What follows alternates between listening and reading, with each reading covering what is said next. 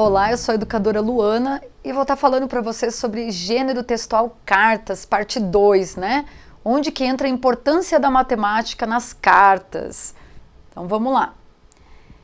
Primeira coisa que a gente vai saber sobre cartas, né? A parte física mesmo, a carta que a gente escreve, é o envelope, né? O que são e para que servem, então? Os envelopes, eles são feitos de papel.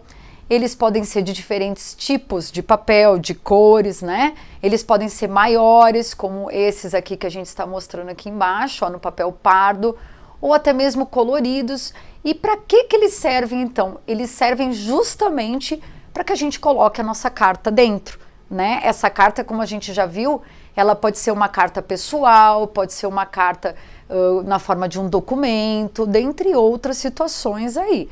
Então, esses envelopes que vão para o transporte, geralmente os correios, e vai ser encaminhado para alguém ou algum lugar.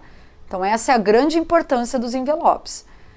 Como que funciona o envelope, então? A gente colocou para vocês aqui que o envelope tem que ter, por exemplo, o nome que nós temos aqui, Suzana Sol, é o dado do nosso remetente, né? A gente está falando do verso da carta. Então, no envelope, essa parte que a gente acha que é a frente chama verso, que é o remetente que nós colocamos aqui. O endereço, então você vai colocar o seu endereço, nesse caso tá Rua do Arvoredo, número 45, cidade Guarujá, São Paulo. Qual é a parte que a matemática entra aqui então? Aqui, ó, no CEP, que é o código de endereço postal. Toda cidade, todo país tem um CEP, então essa é a importância. E também quando a gente coloca aqui, ó, o nosso endereço. Então temos sim a matemática presente nos envelopes e extremamente importante, porque dessa forma o correio e outros órgãos conseguem localizar o nosso destinatário ou o remetente, caso a carta volte, dentre outras questões. Certo? Então, falando do destinatário, por que o destinatário é à frente do meu envelope? Porque é onde o correio vai direcionar a carta. Então, quando a gente pega o envelope na parte que a gente considera a parte de trás, para os correios é a parte da frente, essa é uma curiosidade. Então, o que nós temos lá no destinatário?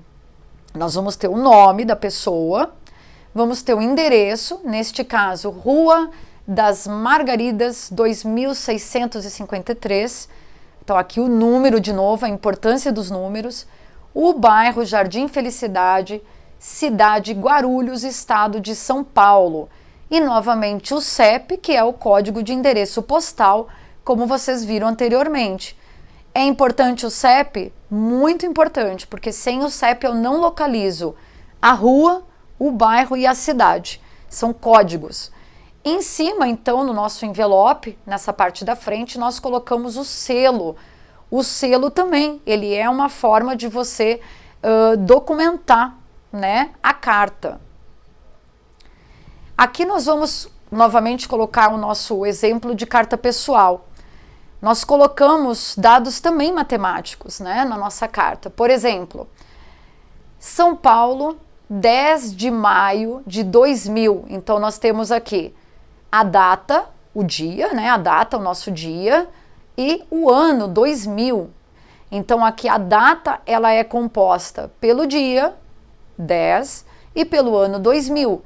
Sempre vamos ter presente nas cartas a data, o ano e até outras informações matemáticas, se for possível, certo? Depende da carta. Essa é uma carta pessoal, então as informações matemáticas são essas. No caso, a data, o dia, né?